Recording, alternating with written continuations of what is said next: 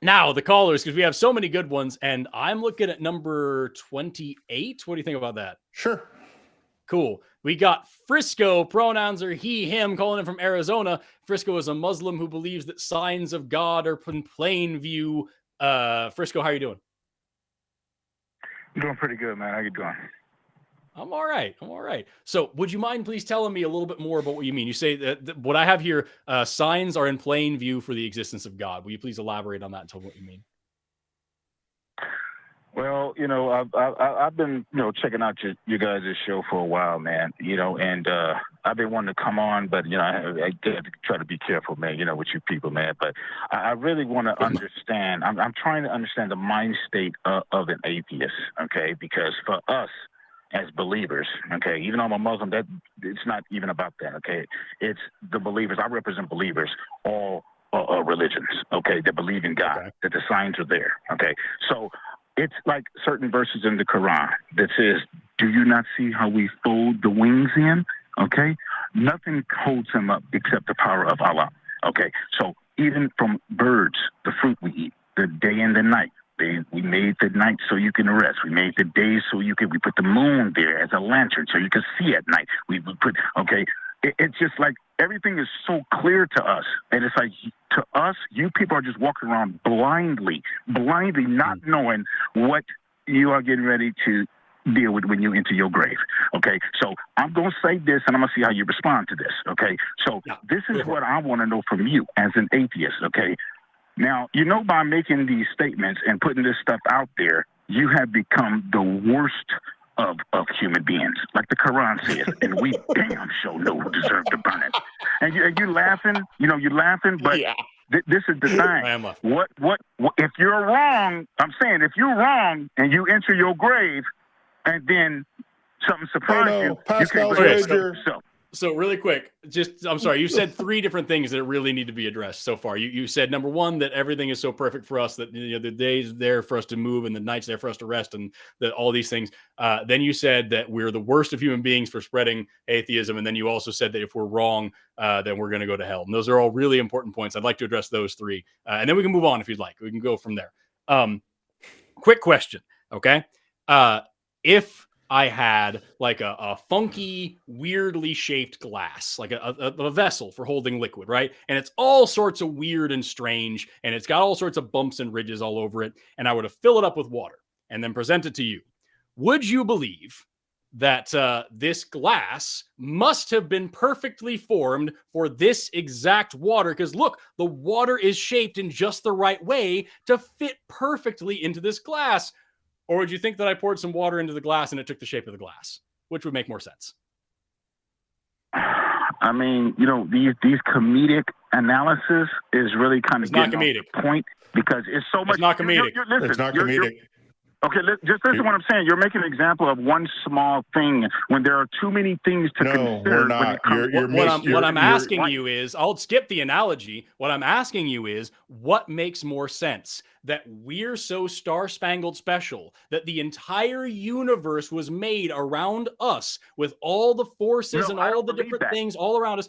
Or does it make more sense to say that we evolved in this universe and all the things around us had an impact on us and we formed to it? Rather than saying I made a glass to hold this shape of water, I poured the water into the glass. Rather than saying the earth was made so special to house us and the night was there so we can rest and the wind's there for the birds and all this stuff, all of these things evolved in this situation. The wind and the night was already there, and we evolved for that. It's just one big accident. Oh, just one big accident. That's really what you come with. Who said accident? That's what you come with. Who said accident? Who said accident? Who no brought part up of that is an accident. By chance. You want some by chance. Okay. No, nothing by chance. On good and evil. Nothing by chance. On good and evil. Evolution isn't chance. That's not what we're talking about. Yeah. Evolution is the non-random selection of random mutation. That's not chance. Yeah. I should say that's natural selection. That's not the definition of evolution. I don't want to call that. You are forgetting about the soul. Okay. No, we're not. We have no scientific evidence for a soul. Can you cite us? Yeah, evidence for the soul. Because you can't see it. Okay. They laughed at you. No. It's not because we can't see it. It has nothing to do with how we can't see it. It's that we know how the brain works, and there's nothing in the mechanisms of the brain and the biochemistry of the brain that allows for a soul at all, period. End of conversation. There's just no evidence that it exists. And because there's no place for it to interact with the brain, then it seems unlikely for that to happen. So can you show me how a soul interacts with the brain?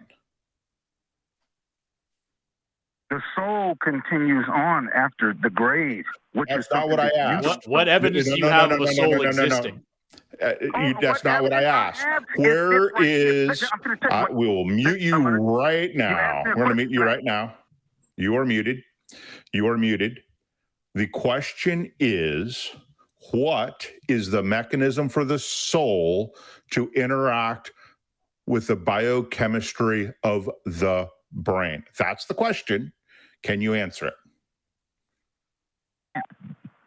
Okay, this is the answer to your question. Okay, you said, how does the soul interact with the brain? Okay, I am going to use a verse from the Holy Quran that says, we take your souls from your body every night, and then we return them to your bodies. That's not an answer to the question. Leaves the body, that is and not it goes into dream.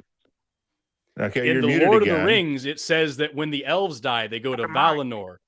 Is that that's true? not an Because answer to it's the in question. the book. Yeah.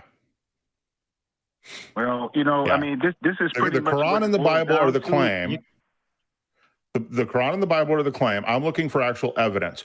What is your evidence for the soul interacting with the brain? And I'm looking for biochemistry, neurochemistry, something along those lines. What's your evidence? I take evidence of the soul existing in the first my place. My evidence is when a person wakes up and they had a terrifying dream. Okay, the soul leaves the body is what you don't seem to understand at night, dude. This is what you people don't understand. You're not providing right? evidence for a soul. You're making claims. You're making claims that the body has a soul and that soul leaves at night. Did he? Oh, he dropped. Oh. Damn. Aww. Well, a couple things. We have sleep scientists that study what the brain does when we sleep, and it's the same fucking thing that it does when we're awake. It just does. Right. It just does other. There's nothing there. You have to prove first that a soul exists, and then that something exists to take it away. There's so many layers to what you just said. Also, the other two things that he said, we're going to address him even though he's not here. He said that what if we're wrong? And what that we're the worst kinds of people because we're spreading atheism. First of all, what if we're wrong? What if you're wrong about literally any other religion? Pick your favorite. And it's the same thing. Like all the hours of sleep that Frisco doesn't lose over whether or not he's going to go to the Hindu hell or the hell that was taught by whatever, ancient Aboriginal culture of wherever is the exact same amount of sleep that I lose over his. It doesn't bother me because I don't think it's real. And what if you're wrong is a ridiculous argument for anything. What if you're wrong about Santa Claus? You don't want to get coal. That's a dumb argument, right? Yeah. So maybe don't use it for God. And then finally, you said that I were the worst kind of person because we're spreading atheism online. Even if you could demonstrate that the God of the Bible or the Quran actually exists, even if you could prove it to me, I would be the first one to say you're right, and I would no longer be an atheist, but I would still be right here on the show telling everybody that God is not worthy of worship. The God of the Bible, the God of the Quran, the God of these religions is a monster. And if he's real, I am his enemy. And why is it a he all the time anyway? So I'm just fine with that. I don't believe in your God because I have no evidence for it. I don't want it. I have no use for it. It sounds awful. And that's all I need from that, man. Yeah, and who voted him the guy to speak for all religions, which is one of the first things he said. I thought it was interesting. Talk about the arrogance of atheists, right? Yeah, no. I thought it was interesting. You said all religions, and then he said all people who believe in this God, and it's like, but not all religions believe in that one or any. It's like what? Oh my God, so many confusions, so many confusions.